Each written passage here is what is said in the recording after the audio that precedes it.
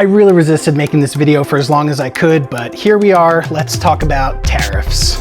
What I'm going to specifically focus on is how tariffs affect supply chains, the companies, and the consumers themselves. Because there's much better explanations out there that talk about the political and economic impacts, and I'll link to a Wall Street Journal video below that I think does a great job for a general overview.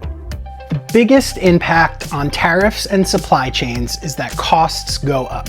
With Mexico and Canada right now being the hardest hit, the biggest impacts are going to be to energy imports and raw materials used in US manufacturing.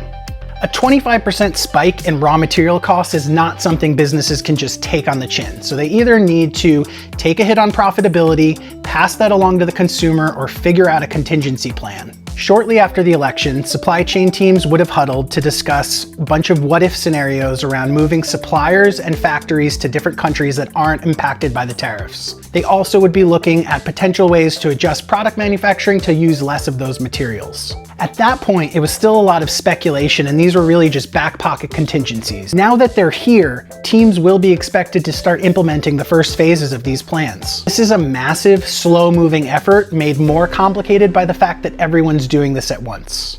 It's also unclear how long these tariffs are going to last. Some of these decisions will be tough to undo later, so teams are trying to avoid unnecessary disruptions. For now, it's all about containment. The tariffs are here and teams are bracing for impact.